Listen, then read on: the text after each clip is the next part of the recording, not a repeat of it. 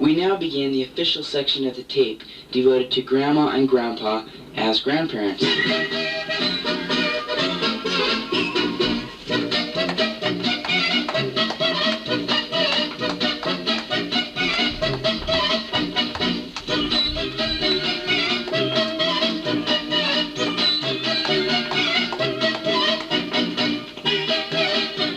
going to start off this section with the Barrett Kid Chronicles. And let's just put it this way. Granddaughter Susie, 1983. Anybody who can control Phoebe, Mike, me, and Deanne all at once. I mean, that says it all right there. Anybody who can do that must be good. Mike was a little guy. You could control him.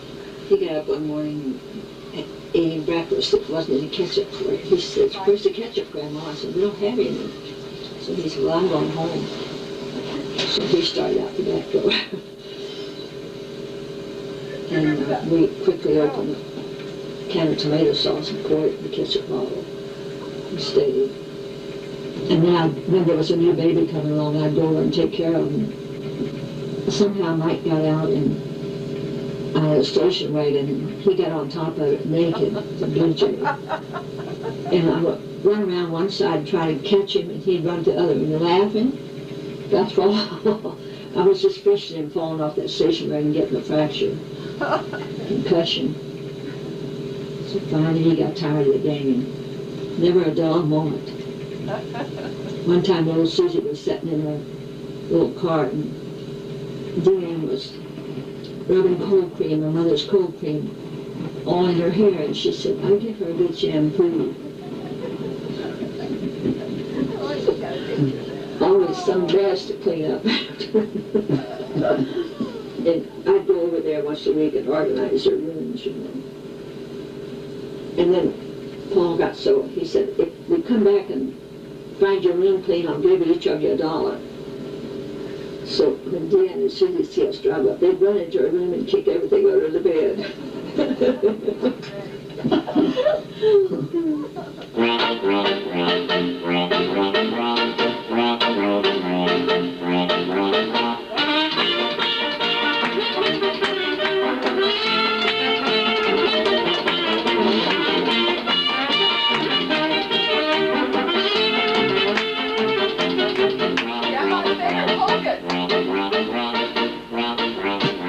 Granddaughter Susie, 1990. I remember the time that Grandpa took Mike and Phoebe into the backyard and taught him how to pee outside.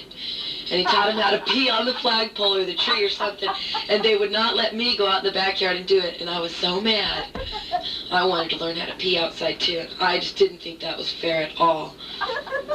Fun memories at Cherry Valley, at the ranch, Chetty Betty. The bear house. The bear house is a total classic. I still have 2 of my bears. One is missing an arm, and that's the baby bear, and then I have a mama bear, and all she's wearing is a bonnet.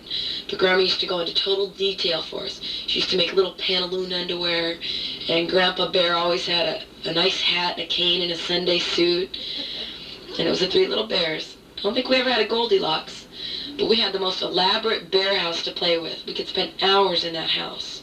And every time we came over, Grandma would spend time while we weren't there making something new, some new addition to the bear house. I remember one time it even had little lights that you plug in. It was always the total excitement. Grandson CB. You know what, I still feel kind of guilty though. I think Grandma did the dishes one too many times. I think, for now, if I ever make it up there again, for sure I'm doing the dishes. She always used to cook and do the dishes.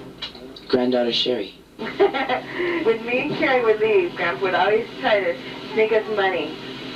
And Mom would always tell us, "No, you give that back to him." We'd say, "No, Grandpa, we don't want it." And he'd make us take it. It was anywhere from a $1 to $10 bill.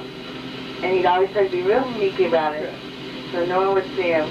Sherry. Every single time we leave, he'd try to sneak us money. Did he ever succeed at it? Yeah, every time. I always like it when Grandpa says, "You dating anyone?" "Oh, well, I'll have to sick..." When Fiji was around, God, I miss Fiji. He'd always say, "I have to sick Fiji on whoever I was dating." Or he'd get the shotgun out. And my mom told me about the one time when she had a date, and they came home late, and Grandpa got the shotgun out. And that boy never asked Mom out again. So I believe Grandpa when he says he'll get the shotgun out if a boy doesn't treat me right. Did you hear what she said? Susie said that when you'd ask her, well, who you dating? And you'd say, well, I'll have to stick Fiji on him. I really miss Fiji. The Fiji. And for the longest time, let me tell you something, I seriously believed that Fiji could wave goodbye. Did you believe that, Bill? I honestly believed that Fiji could wave goodbye. And then I forget who told me, I think it was Mike one time, that Grandpa's hand was actually under there doing that. And he showed me on Calico the Cat at home how Grandpa did that. And it was like finding out that Santa Claus wasn't real. It was like I didn't want to believe him at first. It was true. Grandson Mike, 1983. Well, what I like most about Grandma and Grandpa's homemade soup, and all the long stories he always told me, and he'd have me over all the time. And me and him would work out in the yard and go fishing, and he's just a good grandpa. And Grandma is the best grandma I could ever have. She just loves me a lot and always gives me a big hug when I come over. Grandson Mark. You always picture how your grandpa and grandma will be. But I never seen a whole lot like you guys, but they surpassed all my expectations of what I would picture Grandpa and Grandma would be. They're the greatest, really, they're the best. They're really loving, and Grandma's always smiling and happy. Grandson Stephen. Grandpa. B. J. R. O. A. I. N. N. D. D. P. P. O. O. P. P. Grandpa. Grandpa. Yeah. Oh, say does the star-spangled banner yet wave o'er the land of the free and the home of the brave? Hey, I'm about as good as he is. How do you think about that?